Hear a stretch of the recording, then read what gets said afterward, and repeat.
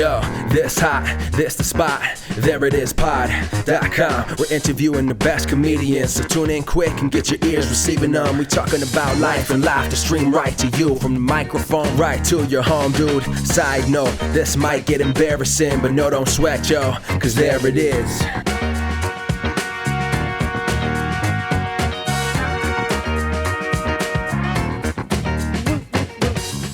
Welcome to the There It Is podcast, a comedy podcast to help you find your inspiration. I'm your host, Jason Farr. Let's do this. Great episode today. It's with Emmy winner and last week tonight writer Greg Iwinski. But first, we have a new best submission blog up on the website, thereitispod.com. So go check that out if you are itching to submit to a comedy festival, specifically in the month of March, because that's all the data we have so far. Also, girlfriend of the show, Justina, and I are celebrating 5 years in New York City. We moved here together 5 years ago today. And this interview with Greg reminded me to be present and appreciate where you're at in your journey. It's really special to be here and at the Magnet and surrounded by so many talented and wonderful people. We've made such great friends out of these wonderful people. And I've learned so much too, and I'm ready to get back at it. My improv team, Sweetheart, actually performed last Saturday. We had a great show. It was great to be back. Go to magnettheater.com to find show and class information.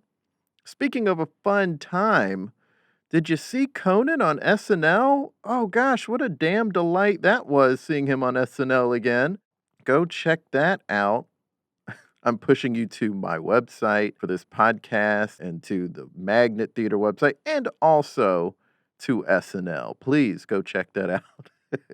I just love Conan. Well, let's get to today's episode. Greg is great. We talked over Zoom, and his Emmy was over his right shoulder the whole time, which was pretty cool to see. I haven't seen one that close in real life. You know what I mean? Like, I've seen them on a screen before, but I wasn't talking to the person who had it. So that was surreal, but cool. And there's also some weird audio you'll notice, but you'll get past that and you're going to want to, because he offers so much sound advice in this interview. He laid it all out in such a practical way. Definitely stay till the end, because he breaks down finding your comedic voice in the most clear way I have ever heard. Let's just get right to it. Here's my chat with Greg Iwinski. Is that poster over your right shoulder Conan's quote from his last Tonight Show? Yep. Nobody in life gets exactly what they thought they were going to get. But if you work really hard and you're kind, amazing things will happen. I'm telling you, it's just true. Okay, there you go. That, if you want the level of obsessed with late night that I am, you just got it right there. And you know my level of, by seeing it, my level of that's great. Obsession. Greg, it's really great to talk to you. I've heard about you for so long now, and I was like, I've got to get this guy on the podcast. You were actually working at Late Show when I first heard about you, and someone you kind of mentored mentioned you. Oh, it's terrifying to know that people mention me. I'm a relatively boring person. So. Well, it was all about how helpful and kind and talented you are. So it was good stuff. Very kind. Very kind and very nice of you to say that, and of them to say that. I appreciate it. Yeah, I appreciate that. I have done my research, my crack research here, and I know places you've worked, but what I don't know is where you are from. I would maybe guess potentially Chicago, because I know you did I.O. and Second City there, but are you from Chicago? Where are you from originally? No, I claim so many places, but I was born in Kansas City, but a week into living there, I was adopted. I grew up in what I consider my hometown of Phoenix, Arizona, the Phoenix metro area in Arizona. I grew up there, first 20 or so years there, came back for a couple of years later. So I've spent more than 50% of my life in the Phoenix area. Okay. That's where I'm from. Yeah. Okay. And you are a hardworking comedy writer. I know you put a lot of work and have put a lot of hours into that. And I know that you did do stand-up. You were even touring several years ago before the late night gigs. Is that when comedy started for you, or did you start out young? Or did you start out in college? When did that get into the mix? Well, first, let me say, in case anybody knows me that's listening to this, is like any of the touring stuff I did was not in any way comparable to like a real touring stand-up. It was like places that I could do gigs that I had friends. Oh yeah, more than doing some real stuff. But I started. I was always into writing, always into trying to be funny, trying to make people laugh. Most of my life. And then I grew up as a homeschooled kid. So a lot of room for imagination, a lot of time for imagination, a lot of exploration of the wilderness and just getting out there and thinking and dreaming and imagining, so that, you really got to have that time to yourself to tell stories and think about stories. And then I went to college. I came out of college, got a job, was working at a company in my hometown, and eventually got to a point where I thought, like, I think I want to do something different. And I think I might want to try comedy. So I went to Chicago for a week or 2 weeks, did the Island Second City intensives. They have those like summer programs where it's like, come here for a week and see what it would be like. Went for a week, liked it.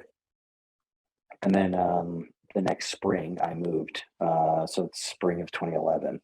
I moved to Chicago. Didn't know anybody. Didn't know anyone in Chicago. Didn't know anybody in Second City. Had an uncle in the suburbs who I crashed with for a little bit. But moved there to start comedy to see what I could do. And then from there, that's where it kind of took off in terms of finding other people that loved the same kind of comedy as me, doing as much stuff as we could. And I mean, Chicago, everything is so different now with the advent of the internet and being able to do internet comedy, but especially back then being only 10 years ago, Chicago had the benefit of being a place where you could, from the second you woke up to the second you passed out, be around people who also were only thinking about comedy, only thinking about our sketch show, only thinking about our improv show. What do we do? What form can we do? How can we do that? What about last night can we do better? And just over and over and over again, this thought of like, all we do is comedy. It's our whole life. You get a lot of reps in that way. Right. And also you meet a lot of people. I mean, I will say that the Black comedy community in Chicago's improv scene was so small that most of those people are friends, and almost all of them are writing television or are on television right now, because you have, Patrick, Roland, and Nambi and Shantira, who are all at Amber Ruffin Show, and you have Chris Redd, who's on SNL, you have Dwayne Perkins at Brooklyn Nine-Nine, and you've got me, you've got Ali Barlow at Last Week Tonight. I mean, like, you've got like all of the people who we knew who were Black we all got out and did it, because we were all these comedy nuts sitting there just being like, this is all we do. This is all we do. All we use comedy all the time. So I really got my comedy start in Chicago, although I started like life and everything in Phoenix. Chicago is what I think of as my comedy hometown. Yeah. Things have changed a lot because of the internet, and some of that is really great because it's so much easier for people to put out comedy that they've thought up, and also even take classes. They don't have to live in Chicago now to take a Second City sketch writing class. Is there a benefit to that when there's someone who's wants to have a career like you and want to do comedy all the time so they can grind it out? Would the way things are now still benefit them in the same way your experience did, or is it just so different and that it's sort of like, who knows? I would say that I think the goal, if it's going to be your thing, and one thing that people told me all the time was that trope you hear, which is, if there's anything else you want to do that instead. If there's anything else you want to do it. And I would say, if there's anything else you can easily do instead that you like a lot, then do that. But if everything's going to be a grind, do the grind you love. Right. But part of what makes that easier is the sense of community, and that's really what you're getting living in New York or Chicago or LA. It's not just, I can take this class. It's not just, I can get access to this teacher, or I can see a big famous show. It's that on a Wednesday night at 9 o'clock, I can go see my friend's show, and then I can talk to them about the show after the show. And then I have a show at 11, and they come to my show and they talk to me about my show. And I go to bed and I get up and I'm getting ready for the other. And it becomes everyone you know in your community is pushing each other to be better. You can get a community on the internet, and that's very valid. But there is a tangible thing of like, when there's a difference between getting your degree online and getting your degree living in the dorms. Yeah, because, and so there is a way to still live in the dorm. I think about the last big comedy house I lived in. It was this house on North Kenmore, a couple houses north of Wrigley Field. And it's like, there were 3 improv girls who moved out, and they had a big crazy party, which was a weird situation to be going to a party of an apartment you're moving into, watching everybody trash it, being like, oh, we're gonna have to clean this up. But 3 of them moved out. 3 of us improv guys moved in. We took over, and it was bits all day, stuff on the walls. We had a phone that literally was not connected to anything. That it was an old analog phone that only existed for bits. So that in a conversation, you could pick it up and pretend to be on the phone. We had an inflatable whale. We pretended it was our roommate. Like it was, you were always being pushed to, you had to always be on to be that person. And that's the thing that I think you can't get unless you're in it, is like that it's like your life. And not everybody can do that. And like, I was very lucky in that I was in my mid-20s. I had no kids. I was not married. I made just enough to pay off my student loans kind of, and to like pay rent. And like, I had 2 other jobs. So, but I was, it wasn't like my parents paid for me, kind of that stereotypical path into comedy. It's like, I was still working. I was sold all out to do it. And I was around other people who had sold all out. And I think that is an immeasurable benefit to your comedy. Yeah. I always think about it. Before we left Chicago, I had this incredible teacher, John Hildreth. Really, really great improv teacher. Also a Black man, so it was a great inspiration to me to be like, he had been in it way before me, when Second City was even whiter and had come through it. And so his experiences were helpful. But he said, every 2 months, I see cars full of people who have sold everything they had and moved to Chicago and think that they're going to be Tina Fey. And none of them ever are, but they think they're going to be. And so it's important to understand why you're doing this and what your goals are, and when you're going to get out. So for me, that became a thing, as well as realizing like the lobby of Second City is full of people who are kind of interested in comedy. But the people who you see there at 1 a.m. still working on sketches, those people have jobs now. And so like the higher you put yourself up on that little tiny pyramid of people who are more and more dedicated, the better. Like Chris Redd is killing it. He is incredible. He is on SNL. He's doing other stuff. How was your Black History Month? It was trash, man. Black people took too many L's to let this February represent us. Harriet Tubman doing Wakanda Forever on a Visa card. It looks like she got recaptured. She didn't see Black Panther. Wakanda's not real. And then on the last second, y'all tried to sneak one past us like we weren't gonna catch it. Look at these White House Negroes. Who are y'all praying to? The ghost of blackface past? Then Trump's got his eyes open during a prayer like he's trying to remember which pocket his wallet is in. But I can tell you this, every time I was in Second City, every day, he was there and he was working. And so it's whether it's moving somewhere, getting into an internet community, starting your own improv troupe in your hometown, it's about people who are working hard and making it their thing. Yes. And I think what you're kind of describing here is an iron sharpening iron thing too. If you're around people, you're able to talk to them about their show, then they can sit and watch your show and talk to you about your show, and it's all happening in real time. There's something that's beneficial to that than posting something that you did alone and someone just like liking it or saying fire in the comments. Like you're not able to talk about what worked, what didn't work, why. That stuff doesn't necessarily happen so much with the internet age, and it's hopefully coming back. I mean, my theater finally reopened, but we had this 3-month or couple month delay. But yeah, I'm wondering how people right now can do what you're describing, and I think it is getting in a house together, or being friends and making it a point to see each other and work on things, regardless of what it is, and talk about it. Yeah, it's really what situation for you is going to get you the most hours, the most time, the most reps, the most stuff.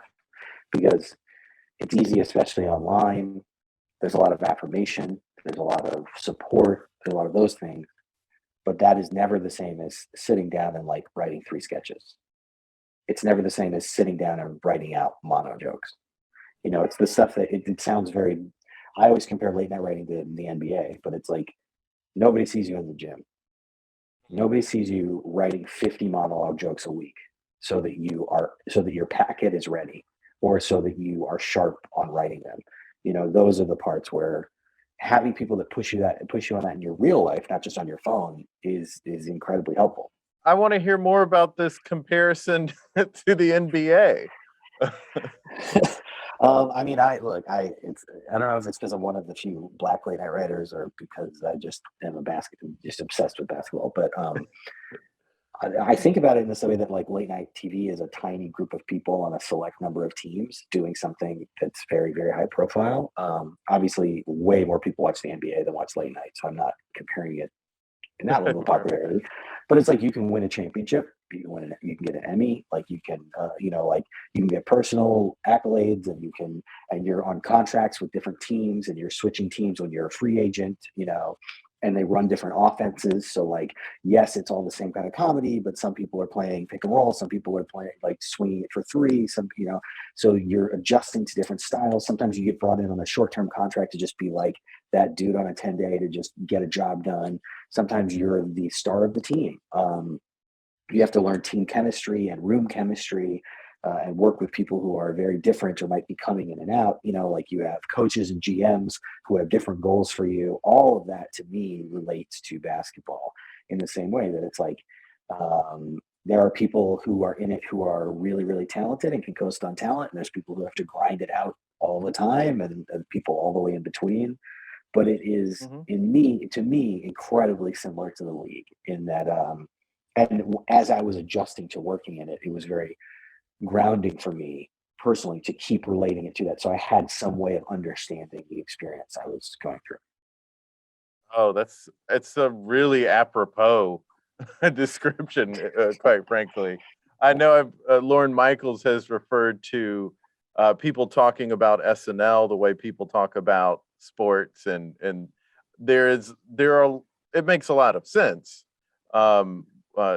with that show, because there are people who will say like, oh, they're not as good as they used to be, and then it's like, well, what about all these star players and the championships they've had since that first ever cast? It's sort of like, it does get to sound just like the way people talk about some professional team.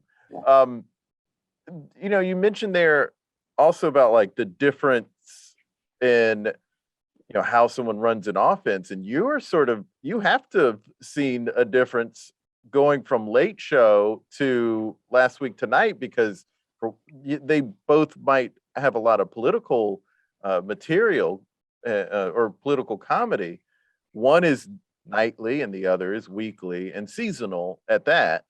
So it's got to be a completely different way that you go about doing that gig. Oh yeah, I think that if we are being totally fair, and I think that even at an award show level, specifically with the Emmys and Writers Guild Awards, a weekly show and a 5 times a week show are not the same show, and they're not the same sport. It's like European basketball and NBA basketball. It's like they look very similar, but there are some fundamental difference. It might even be farther apart. That it might be like, I don't know. It might be like that, like weird European handball where you like have to jump from the 3-point line and throw it. But they are not the same thing, because one of them is like putting out a new single every night, and one is dropping an album every week. And they're both good, and they're both valid forms of late night television, but they aren't doing the same thing. And to compare them to each other is impossible.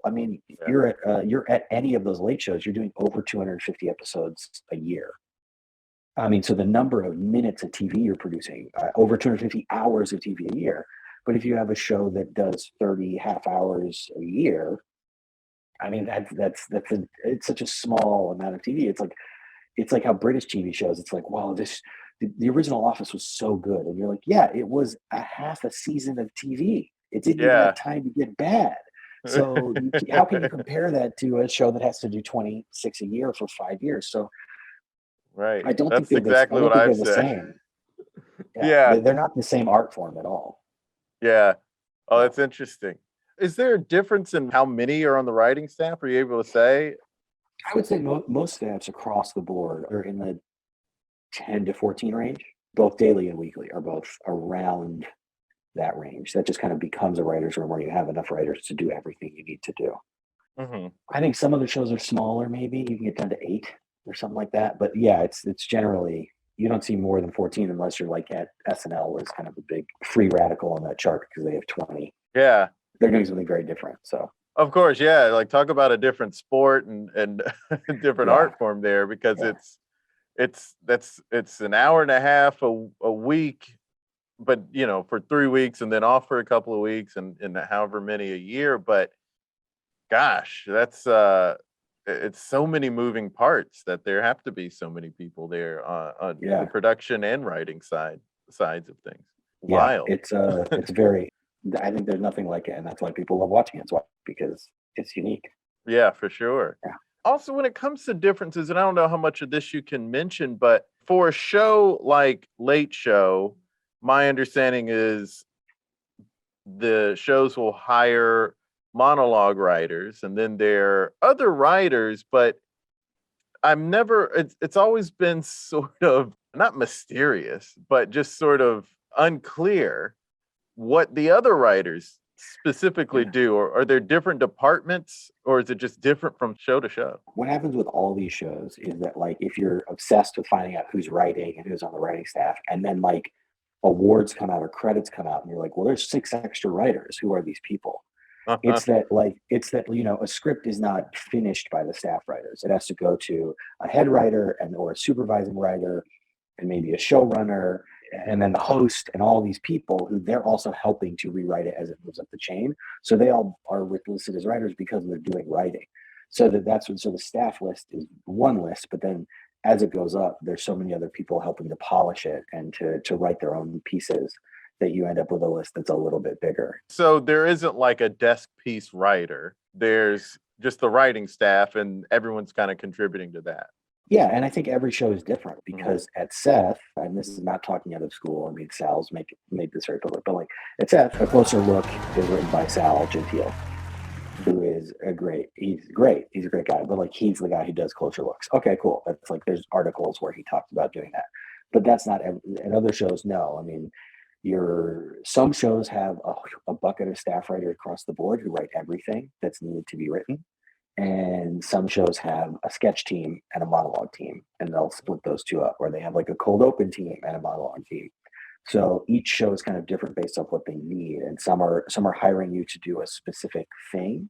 And then some, I think, just go, you can write, so we'll just throw you at whatever we need. Oh, cool. So that's the reason why, if someone wants to get a gig like that, that's why they should sit and write 50 monologue jokes and also write a bunch of sketches, so that they can hone all of those skills, because they can get a job where they need to do it all. Well, also, I think the importance of monologue jokes to me is that monologue jokes are about volume and about speed and about sharp clarity. Like, it's the number one thing when you're doing, especially when you're looking at people's packets, or you're doing a class on monologue writing, is it's 40% too long. This word can go, this phrase can go, cut this out. We know who this person's title is. We don't need to say it. This phrase, all cut. It should be as few words as possible. Always. Cut everything down. And so by making yourself do them over and over, you're not just learning to write monologue jokes. You're learning to write a lot of jokes very quickly without criticizing yourself or writer's blocking. And that's what's important about that, is that whether you are going to go write monologue jokes for a show that has monologue jokes, or you're going to put a bunch of jokes into a long essay piece, Or you're going to go into a sitcom and be the punch-up joke person who then throws a bunch of jokes into a script. If you have the skill of you can sit down and they can go, hey, can you get us 20 jokes? And you go, yeah, obviously. That is a skill that not everyone has. And so a lot of other writers who are skilled at other very important things can't all sit down and just be like, you can give me any sentence and I'll go write you 10 jokes, whatever. So if you can give yourself that skill and get to that point where you're like, yes, just pull up any Yahoo news story, I'll write you 10 jokes. And it's not a stressful thing, and it's not work. I mean, it's work, but it's not this panicky, like, how am I gonna write jokes thing? You're starting to build the skill, one of the biggest skills of late night writing, which is about your interior clock. I've, been doing it for 5 years and I live in it and I love it and whatever. But you get soaked into it in a way that you only sometimes when you talk to people who aren't doing late night or you do other stuff, do you realize, oh, I'm insane. Because someone will sit down and be like, okay, we need 2.5 minutes on this news story at lunchtime. It's the morning now. Are you good? And you're like, yeah, that's fine. And then you aren't thinking it's a lot to do. You're thinking, okay, which pieces am I using? What clips am I using? I'll put them in this way. This is the part that's fine. But you're just starting to already build. Whereas if you had been me 10 years ago and it had been like, yeah, you have to write 2.5 minutes of television by lunchtime, I would have been like, and like freaked out because it's opposing. But so you have to build that part into yourself where it's like, oh, yeah, that's whatever. And that's what doing those monologue jokes does too, is that you're like, when you sit down, I used to sit down on a Friday night and go, I'm going to write 50 monologue jokes. And so my Friday night before I did anything fun was writing 50 monologue jokes. So when you put that pressure on yourself earlier, then when it comes later and it's like, because if you were at Conan or any of those shows, those people were writing 50 to 100 monologue jokes a day. Every day. Yeah. And so that's like, that can't be intimidating. It has to be like, okay, yeah, because it needs to become like shooting free throws. Right. Like, I'm gonna sit in the gym until I hit 10 free throws in a row. Okay, boom, and every day you're putting up 100 free throws or whatever. Then when you need to shoot free throws on a game, you're like, yeah, this is automatic, and you're trying to build that into yourself so that part is automatic. Then you can put your focus into other parts, which is, what is my voice? What is the host voice? What are the jokes that will get past the censors? What are like all of these other factors you have to bring in? You can put your brain on them, and the muscle of going, can I write jokes? Is like you never for a second are going, can I write jokes? Yeah, that's brilliant. You mentioned being able to also write the jokes without critiquing yourself or criticizing yourself. Self-criticism is such a killer because it does, like, just hearing you talk, I was like, oh, I started too late. Oh, I'll never be good enough. Like that's just hearing that almost made me go, well, then I guess I suck. Like, how did someone get past that when they're trying to sit down and write, or they have written something and they're like, oh, this isn't good enough, I stink? Well, listen, I mean, I think there's been a lot of talk about this from Ira Glass to other people, which is like knowing that you're bad is a sign of being good. Because when you go see a really bad sketch show or a really bad stand-up or really bad improv, they come off the stage and they're like, that was great. And you're like, oh, you're my friend, so I just will say nothing. But the person who comes off or writes a thing and goes, this was wrong, I need to fix this and this and this and this, and then can go and fix it the next time, that person is getting better. So it's not to encourage a bunch of self-defeating critical talk where you hit yourself. It's going, is my self-criticism constructive to my work? Is the thing that sucks not me? I don't suck. This script does suck. And when I rewrite it, it will suck less. And when I rewrite it again, it will suck less. And the 50 jokes I wrote next week will suck less. So 3 of those 50 jokes will be good. Well, I have 3 good jokes. If I do that for a month, I have 12 good jokes. That's half of the packet. If I do that for 3 months, I got 36 good jokes. If I do that for a year, I have over 120 good jokes. That's pages and pages of jokes. So it's like I know I'm bad at this. It doesn't matter. I'm still doing it. When we talk about that pyramid of like, the number of people who stop there is huge. If the only difference between you and a person who dreams of doing it is that you keep doing it, you have moved yourself up a huge chunk of the people who are trying. Also, really brilliant advice. And it reminds me of this is a very random poll, but it reminds me of something I heard Don Henley say in the 90s in an interview about learning to write from Glenn Fry. Don Henley, I guess, was being maybe a little too precious about his writing and didn't even want to commit to saying something if it wasn't polished enough. But he was saying Glenn Fry got him out of that because Glenn Fry would just throw out a line, even if it's no good, he's got something down now. And then he would just keep going, and then they would just hack at it later and rewrite it later. But at least they have it down. Like if you're sitting there with 3 chords and you have no lines because you're too afraid to write the lines down, then you don't have a song yet.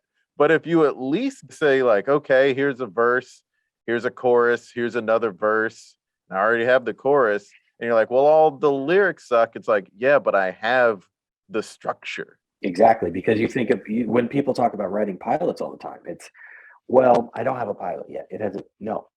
You know how much better it is to have a bad pilot than have no pilot? Because a bad pilot, you can send to somebody and get notes, and then you can fix it, and then you can do a table read, and you can get the language better, and you can tweak it, and you can think about the pieces, and you can tell yourself the story over and over and fix it and fix it and fix it. But if you don't have one because you're waiting to write the perfect one, there's no difference between you and a person in Starbucks who says that they want to be a screenwriter. Like, get the thing done. The benefit of late night is you do not have time to be precious. Like on a daily show, the show tapes at 5:30. It doesn't matter what you think about the joke. It has to be done, and it has to be there. And if it's bad, we'll do another one tomorrow. Oh wow! But we don't have time.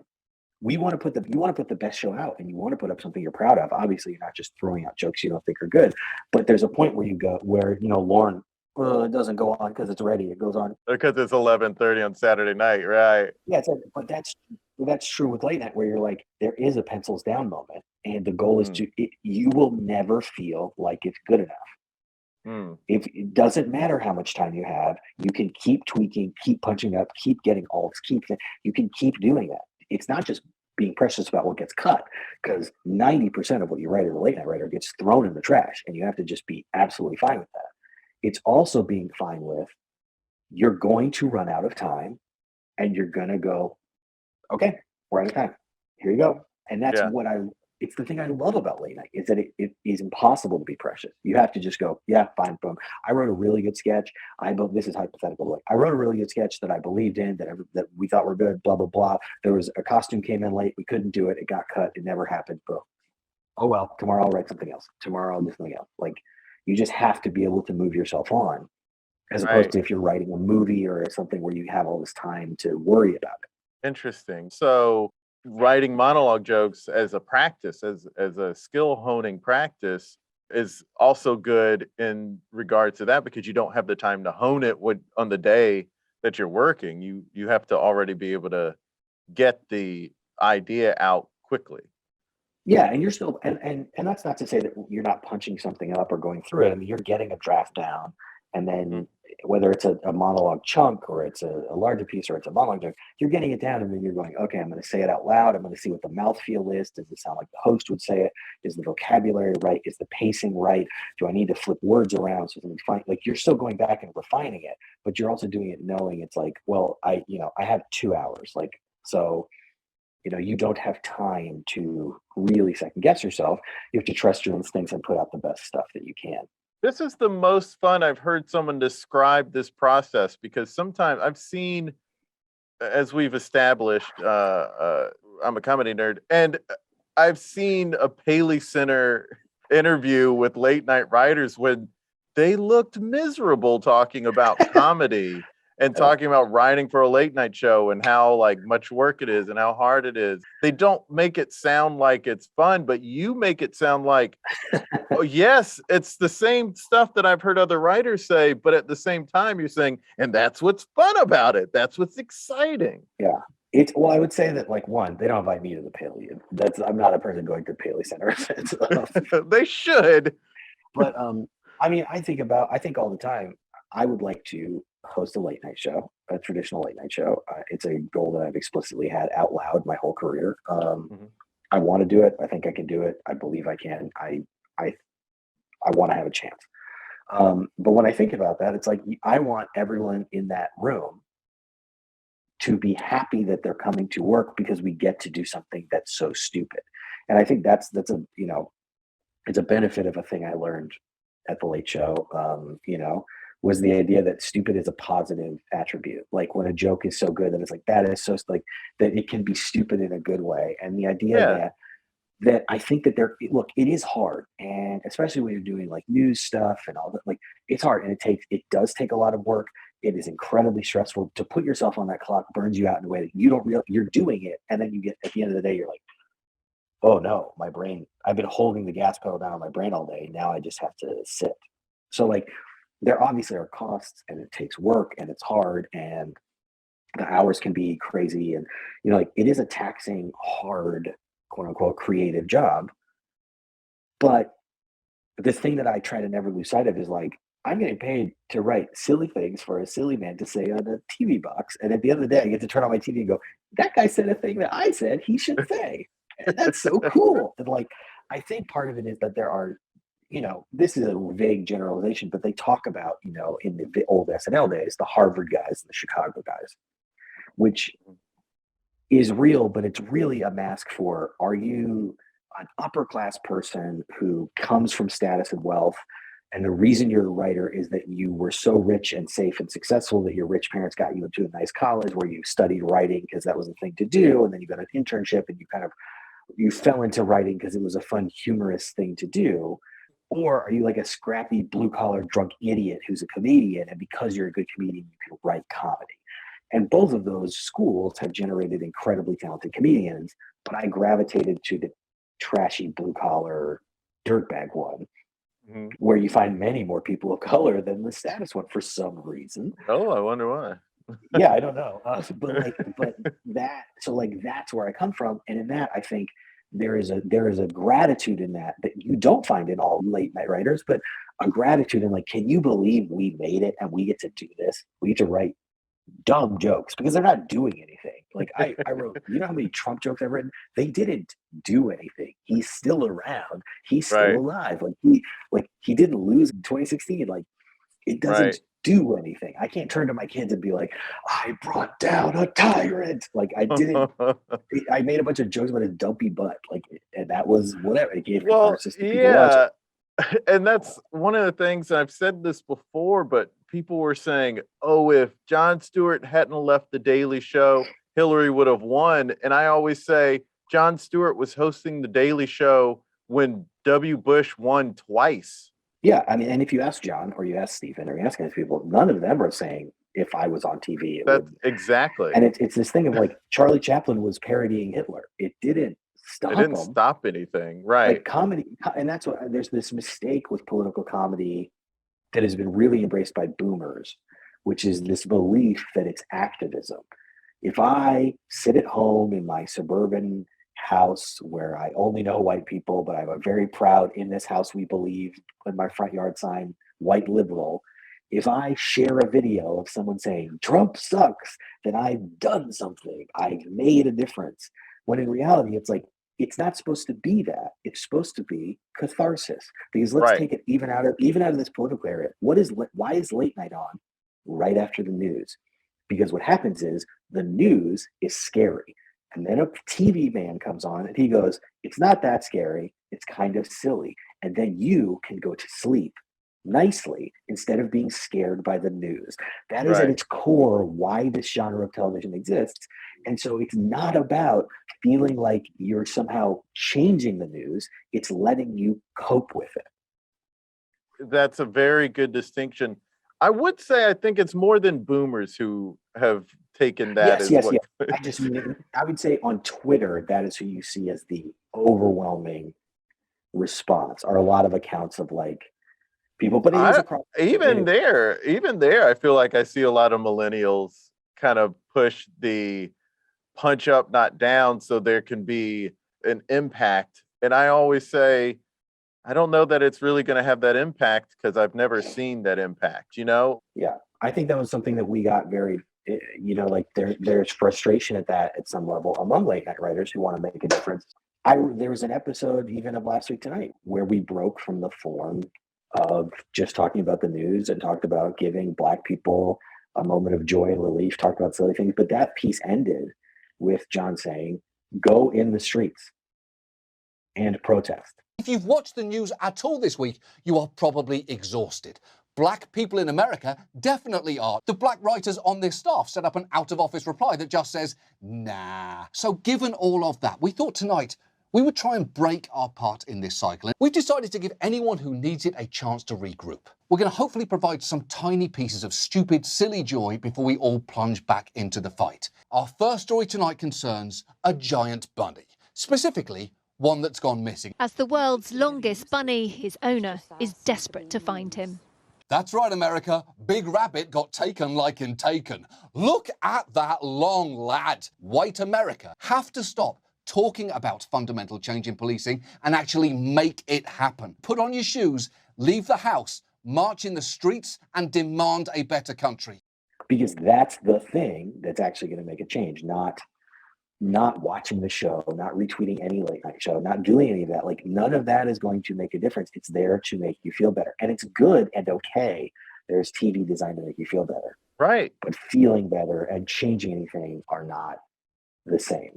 100% agree. And I read, or no, I think I heard an interview with Stephen Colbert where he was saying, doing Colbert Report, he was not trying to have a political impact. I think he was saying it to Mark Maron. He was saying like that, I was making comedy. Yes. That was what I was trying to do. Yeah.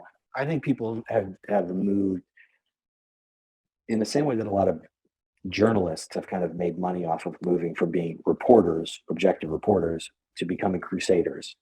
Mm-hmm. There's a push for comedians to do that too. Yeah. And I'll say that, like, that's not what comedians signed up for. Mm-hmm. I mean, what a comedian signed up for was, I don't want to have a real job. I want to say dumb things, and you need to give me money. And if you will, that's great. I mean, the only comedian that I know that's changing the world is Vladimir Zelensky, right? Who was a stand-up comedian, and now he's leading a war against invaders in his own country.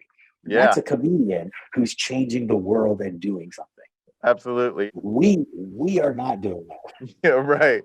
I remember when that Robin Williams movie came out where he ran for president, and then I kind of almost won, and then he backed out or something. And that, I feel like that movie was sort of inspired by people saying Jon Stewart and Stephen Colbert should run.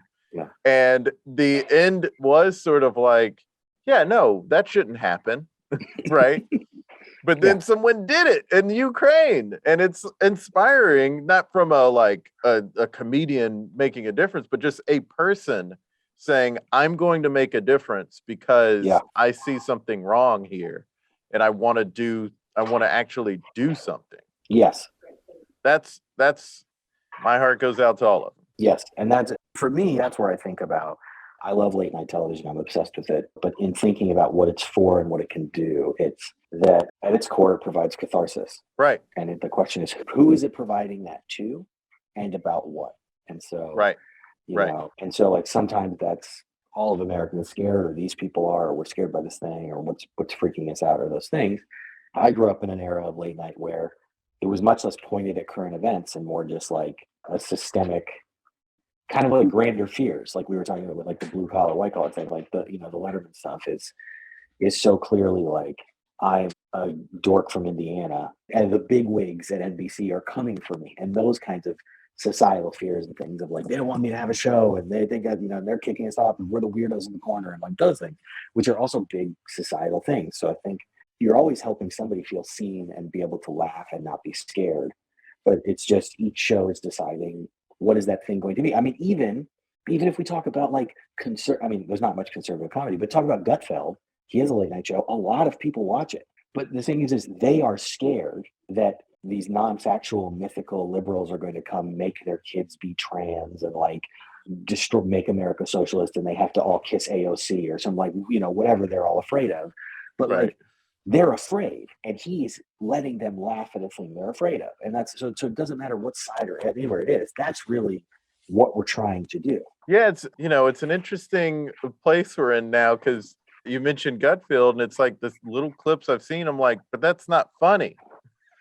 And maybe it's just because I'm not afraid of the thing he's trying to get people to laugh at, but also it's just like, I don't know, it feels like weak comedy.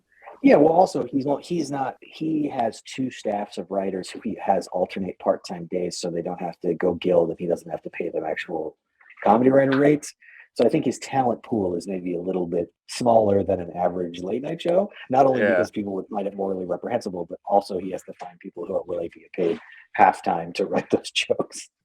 Yeah. But also it's like to laugh at something is to be scared of it, which is to be vulnerable. And I think his point of view and the point of view of maybe those shows is coming from a place, it's the same as Bill Maher, comes from a place of smug, higher status. And that's why neither Gutfeld and Bill Maher both aren't funny. And they both probably say the N-word all the time when the cameras come on. Yeah. Because they're the kind of smug guys who they're laughing down. They're not just punching down. They're telling you to be scared of a thing that they think is beneath them. Right. That rings hollow, and then you don't laugh at it unless you're also one of those people. Absolutely. It's not a sacred cow if it's not, if it's this thing that everyone is dealing with and trying and struggling with. That's not a sacred cow. That's just like their life.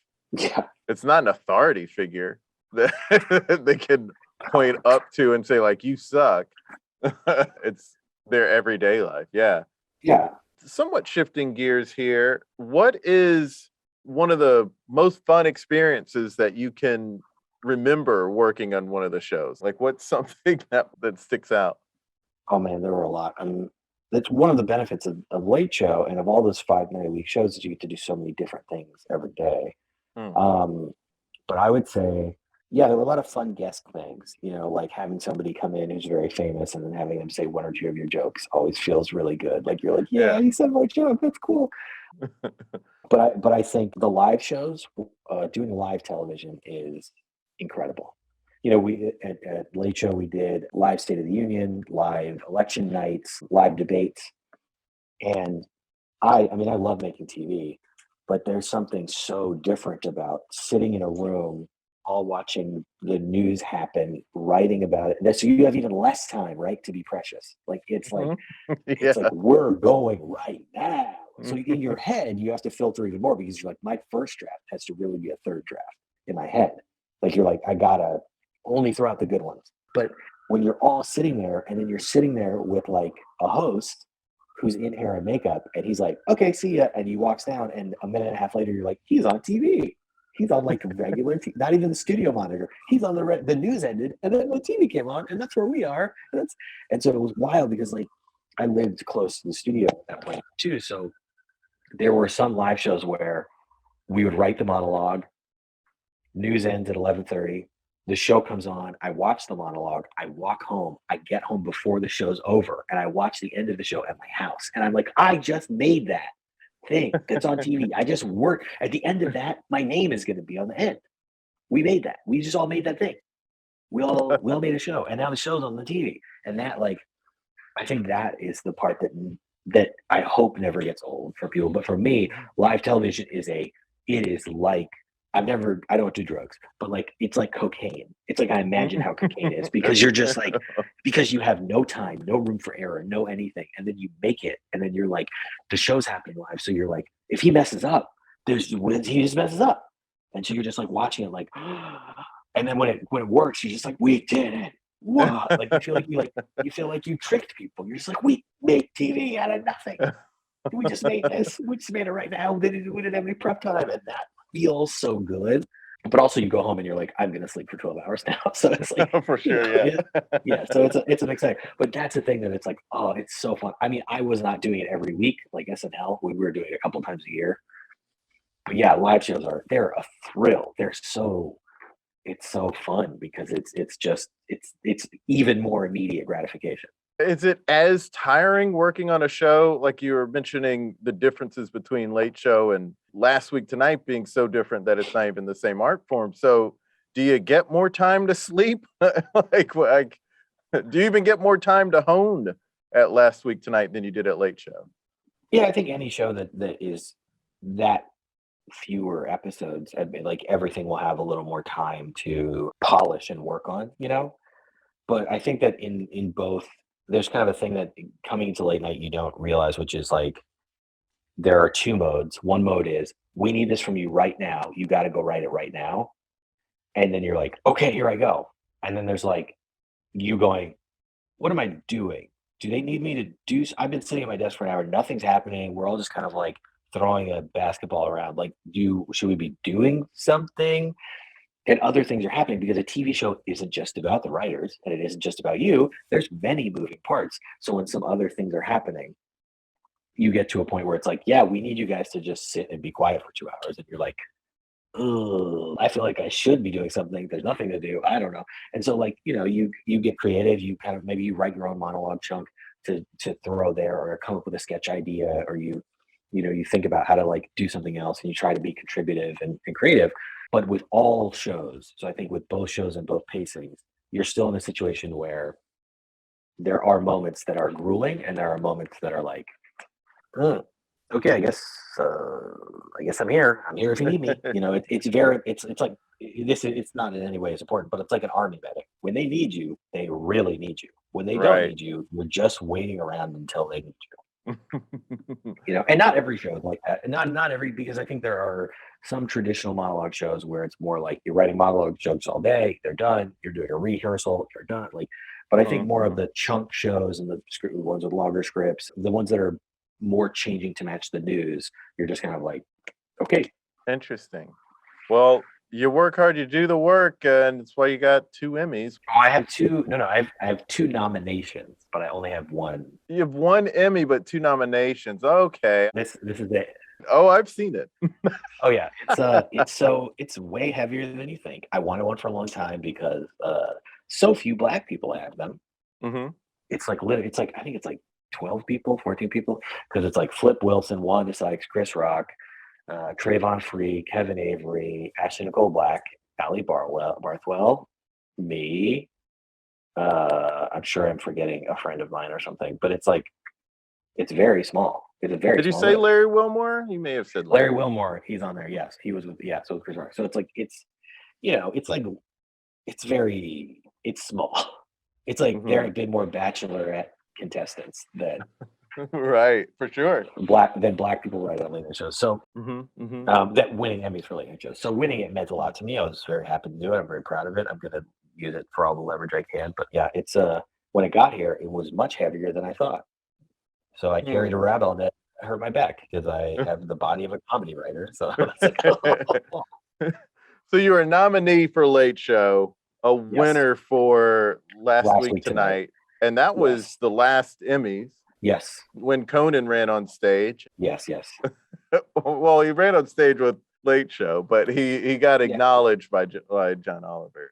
Yeah, it was a really weird situation too, because I was home because the Academy limited who could go. So I was watching on TV, but also there's a really weird situation. And I mean, this is a thing that I hope continues, that gets better, but I watch the Emmys every year or whatever. And we were watching it going, no Black people have won. That's weird. All these Black nominees, no Black people have won. And you're sitting there texting your friends like, how many Black people? No Black people. That's weird.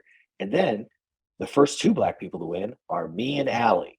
And that is a surreal feeling, because then there's like Hollywood Reporters and you're like, oh, whoa, that's weird. Like, it's weird to be like, I did something personally that's cool, it matters to me, whatever, but also be like, oh, so few Black people won that they know me. Ugh. Yeah. Oh, I bet. Yeah. Now it's suddenly all eyes on you. Yeah. Right. And you're like, I wish there were so many Black people that it was like a bunch won, but you're like, I think 4 Black people won or something the whole night. And you're like, oh man, this should not be like this. So yeah, it was a very weird night. Yeah, I guess so. It's sort of there was some joy, but then there was also some like, oh, that's it. I think it's that thing of better, like, right? There are areas where you succeed as a Black person where not a lot of people have, and then there's joy there, but there's also sadness where you're like, boy, I wish it wasn't like this in 2021, 2022. Like, I would personally love if I didn't have to be a trailblazer in any field for the rest of my life, because so many Black people were doing it.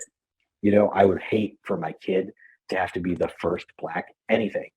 Right. Because I would love if those things have already been open to them. Already been done, right. Yeah, and so it's that kind of thing where it is bittersweet. I mean, I'm very happy to have it. Thank you to the Academy, to the voters. They didn't vote for me, they voted for the show, and I was on the show. So I got I'm not trying to pretend it was like a vote for me, but you all get one for we writing all on get the one, show. yeah. Mhm. And so I'm very happy to have it. But in the same way, it's like I do. It's not like I want it, and then people are like, "Hey, there need to be more Black winners." I'm like, I can't hear you over the sound of polishing my Emmy. No, I'm like, I agree. There need to be more.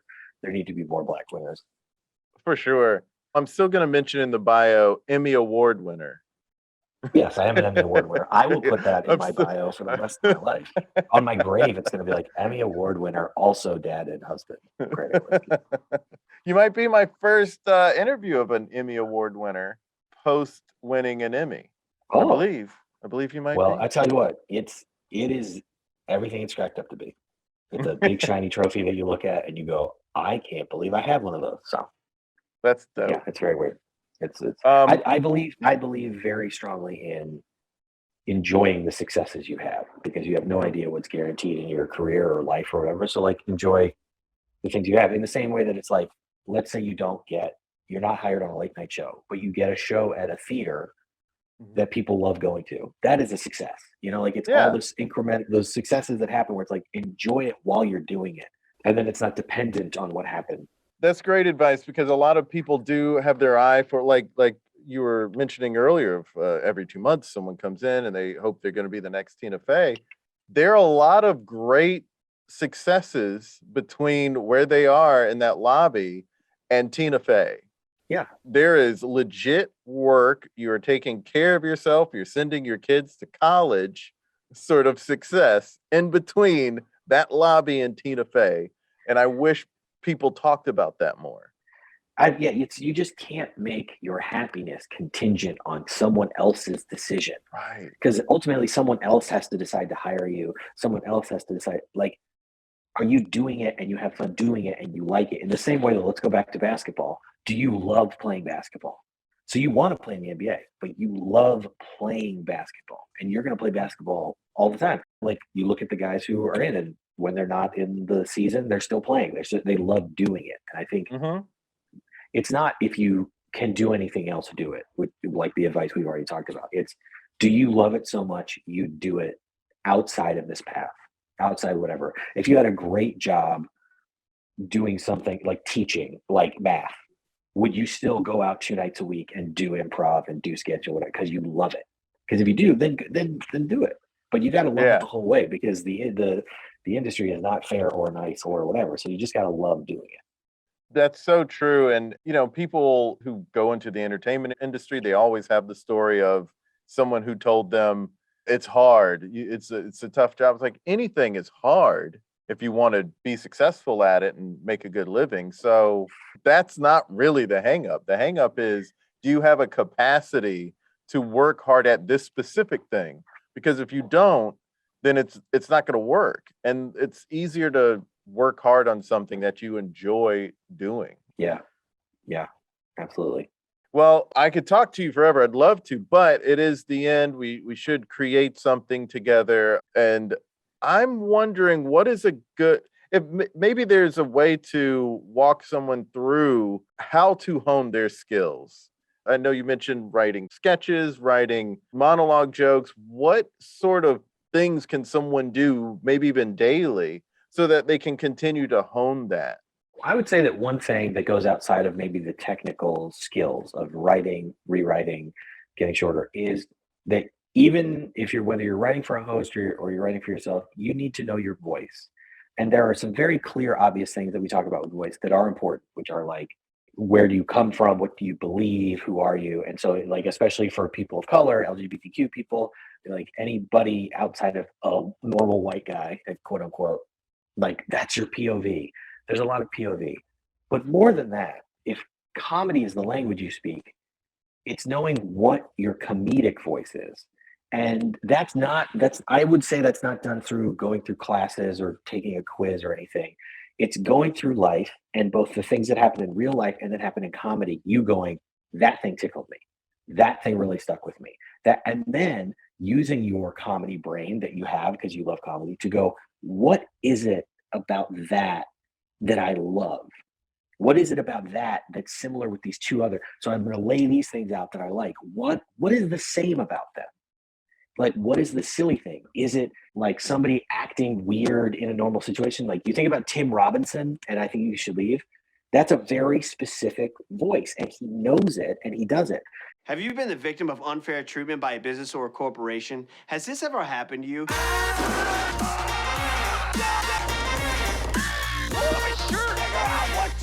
In that way, Larry David's, even though it feels kind of similar, is different. Well, why don't you drive? Because I have cancer. But how does it affect your driving? These ways that you find a voice. Letterman, I mean, I'm obsessed with Letterman. Yeah, what do you have there?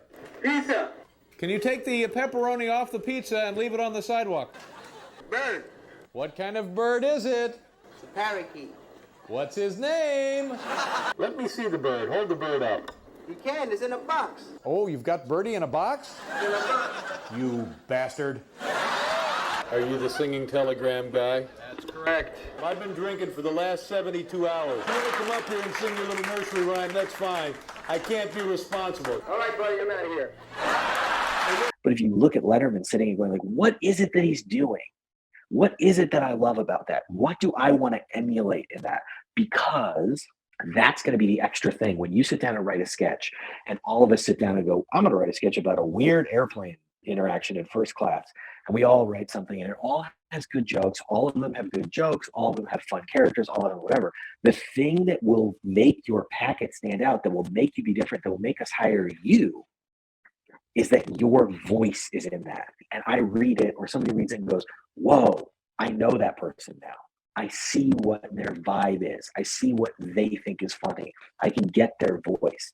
You know, I think there's another example of this, because I think it can be kind of vague language, is like when you think about, go back to the original SNL cast, think about Dan Aykroyd and Jim Belushi. They're both doing sketch comedy at the same time. Those are very different voices. They're different styles. The way that if both of them had a sketch about like an encounter at a deli, they would be very different because of their voices. So for you, it's going, yes, what's my point of view? What do I want to talk about? What am I upset about? What things do I want to provide catharsis for? But it's also going, am I an absurdist? Am I deconstructionist? Am I doing observations? Do I really like parody and satire? What is it? What are the ways that people act that I think are funny? Because when you lock that down, when you're sitting and writing a sketch and you get stuck, that is always there, because you go, oh, well, I know how I'm going to have them act. I know the kind of joke I'm going to put here. It's not just when the infinite platter of jokes are in front of you, it can be paralyzing, you know? But when you're like, oh, it's this thing. Like, I know that this, like, the person's going to blurt out the thing that they should never say, or this, you know, like whatever, something I'm going to do it. I like animal humor, or somebody's going to break into the thing, or, you know, we're going to break the form and do something else and comment on it. All of those ways that you're going, oh, okay, this is part of my deal. That, I think, is an incredibly productive use of time. And like we said, there are a lot of people in that lobby can sit down and write a bunch of sketches using a basic 5-point sketch format and write sketches that have good functional jokes. But when you have TV shows, like, this is if you're really trying to get hired in late night, but you have, I've read packets for workshops, I've read packets for shows, like, if you get 500 packets, okay, yes, 300 are bad, or whatever, 400 of them are bad. They're formatted wrong, the font is wrong, the jokes aren't right, they're just outright offensive, you know, like whatever, like there's spelling errors, there's a lot of things you go like, okay, gone. But when you get to the good ones, there's 90 good ones that are functionally good. The jokes are tight, the pacing is tight, it is functionally a sketch, it looks nice, it's professional, it's good. But then there are 10 where you go, only the person who sent me this packet could write this. So if I'm putting a room together, I get that. I don't just get good sketch. I get whatever this person is, because all this stuff I'm reading, they're the only person that could have done it this way. That is the thing. And that doesn't come from writing a million sketches. It comes from you treating yourself the same way an NBA player would say, am I a pick and roll guy? Am I a dunker? Am I a 3-point shooter? Am I a guy who uses ISO play or a step back or a crossover? What are my moves? So that you start to know yourself as a real artist, because then you can write that packet where you're like dropping it confidently, not just that it's good, but you're like, no one's putting this in. That is the best description of comedic voice that I've ever heard, honestly. And it is so helpful because it gives people permission to not try to predict what this person wants or what the audience wants or what's quote unquote right. It instead says, what is it you think? What do you think? Why did you think this was funny? And just write that. Do that well and tight and succinctly. But what is your voice? That's great. Because the thing to remember is audiences are great. They pay the bills and they laugh and they give us validation. But they don't know what they want. They know what they like. They did not know, audiences did not know they wanted SNL. They didn't know they wanted I Think You Should Leave. They didn't know that they wanted, Tommy Boy or an Adam Sandler movie. Then it showed up and they went, oh my gosh, this is great. And so it's that way of reorienting yourself. So do not chase it. Don't chase the audience. Don't chase the approval of the person doing the packet. You put out something you know is good and then realize that that talent will attract people to it. There it is. Greg, thanks so much for being on the podcast. This was great. Thank you so much for having me. I had a great time. I told you this was a great chat. Such solid advice in there. Be sure to follow Greg on Twitter @Gary Jackson. So when you think of Greg Iwinski, think of Gary Jackson. Also, he co-hosts a Star Wars podcast for normal people called Yub Nub. Listen on Apple Podcasts and follow them on Twitter @YubNubPod. Follow us on Twitter, Facebook, and Instagram @ThereItIsPod and subscribe to our YouTube channel @ThereItIs. Also subscribe to our Comedy Lifestyle newsletter and support us if you can. We have a Patreon and a PayPal. Follow me on Twitter @JasonFarJokes and Instagram @JasonFarPics. Go to ThereItIsPod.com for newsletter and support info. Links in bio to all the things. Until next time, be good to each other. The music for the theme song was created by Neil Brooks. The rap was written and performed by Nick Acevedo. The logo for There It Is was created by Jeff Prater. The There It Is podcast is produced by Jason Farr.